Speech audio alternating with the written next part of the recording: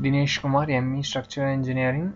I did my ME in Veltech High Tech, Dr. Rangarajan, Dr. Saguntala Engineering College.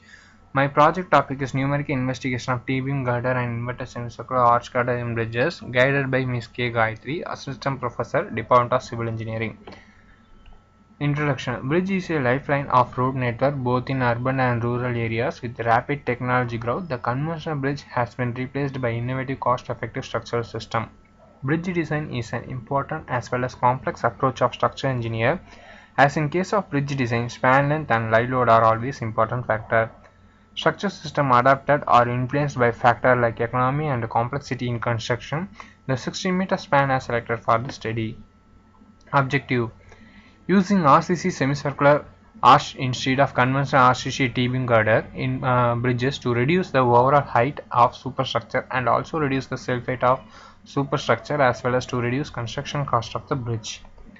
Methodology. Collection of data, geometric design of girders, load calculations, analysis by using FES software, followed by design of girders under ULS and SLS methods, experimental analysis of girders, result and discussions. Design data. 16-meter span simply supported bridges, traffic 2-lane road. For the width of the girder is 7.5 meters. Using intermediate cross girder and end diaphragm. Load case for consider dead load and live load. For dead load, self-weight of the deck slab, self-weight of the girder, weight of the cross girder.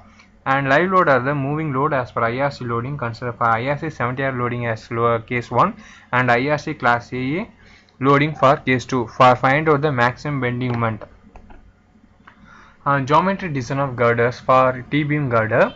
As per IRC code, depth of the girder is 100 mm for 1 meter span. Depth of the girder is 1600 mm for 16 meter span. Depth of the deck slab 200 mm. Breadth of the flange 2500 mm. Depth of the web 1400 mm. Breadth of the web 300 mm.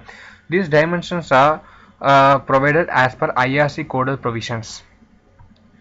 For inverter semicircular arch girder, 20% of depth is reduced, hence assume the length of the center line is 8 mm for 1 meter span. This 20% reduced is calculated by using section modulus of the inverter semicircular arch girder and compared to T-beam girder. Central line length of the arch is 1100 mm for 60 meter span. Depth of the deck slab 200 mm. Breadth of the flange 2500 mm. Outer die of arch 1000 mm. Thickness of the arch 300 mm. And cross section of the girder. The left side is the T-beam girder for three main longitudinal girders. For in semicircular arch girder, 3 longitudinal main girders. Here the image shows the height variations. So the T-beam girder is instead of using arch girder, the height of the superstructure is reduced. The images clearly show that. And comparison of T-beam girder and inverter semicircular arch girder. Breadth of the flange 2500 mm for both girders and depth of the flange also 200 mm for both girders, and thickness of the web is 300 mm. And depth of the web 1400 mm for T-beam girder and 500 mm for inverter semicircular arch girder. The center line length of the web is 1100 mm. Self-weight of the T-beam girder is 23 kN per meter and inverter semicircular arch girder is 20.7 kN meter. The size of the cross section of the girder is reduced, hence the self-weight also reduced. And depth of the superstructure is 1.60 meter and for T-beam girder and inverter semicircular arch girder is 0.7 meter. A perspective view for T-beam girder and perspective view for the inverter semicircular arch girder. So here perspective view show the construction cost of the approach work is reduced here due to the height of the superstructure is reduced. Design philosophy. So the ultimate limit state method for using flexural behavior and serviceability limit state for using steady rig permissible stresses in both steel and concrete. Load combinations. For ULS combinations, combination 1 for IRC loading, and the dead load factor is 1.35 and live load factor is 1.5. Combination 2 for IRC 70R loading 1.35 and live load is 1.15. As same for IRC class CC loading 1.35 for dead load and 1.5 for live load, and live load accompanying IRC class CC loading, dead load 1.35 and live load 1.15. For SLS combinations, rare combination 1 for IRC 70R loading, dead load 1 and live load 1, and rare combination IRC 70R loading for combination 2, dead load is 1 and live load is 0.75. These for rare combinations are used to study the or measure the permissible stresses in concrete as well as steel. The quasi permanent combinations is used to measure the crack width of the girders. The entire structure is analyzed by using FE software for SAP 2000 to find the maximum bending moment due to dead load and due to IRC 70R loading and IRC AA wheeled vehicle.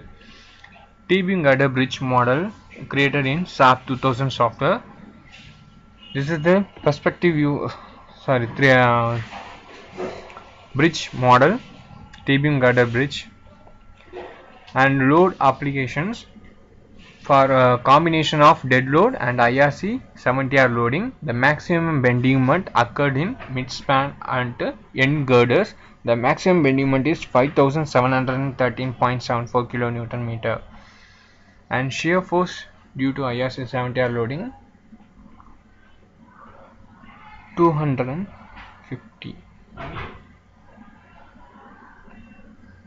Bending moment due to IRC AA wheeled vehicle. Here also maximum bending moment occurred in middle of the girder at the end girders.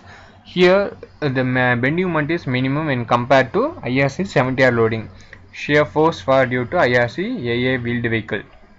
An inverted semicircular arch girder bridge model shown in figure, and bending moment due to IRC 70R loading here occurs in middle of the girder.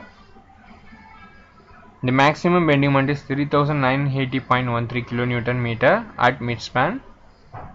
Shear force bending moment due to IRC AA wheeled vehicle and shear force due to IRC AA wheeled vehicle. This finally analysis SAP analysis result. The maximum bending moment IRC 70R loading for T-beam girder is 5713.74 kN. Inverted semicircular arch girder 3980.13 kN, and maximum shear force due to IRC 70R loading is 1545.58 kN and 1241.90 kN for inverted semicircular arch girder.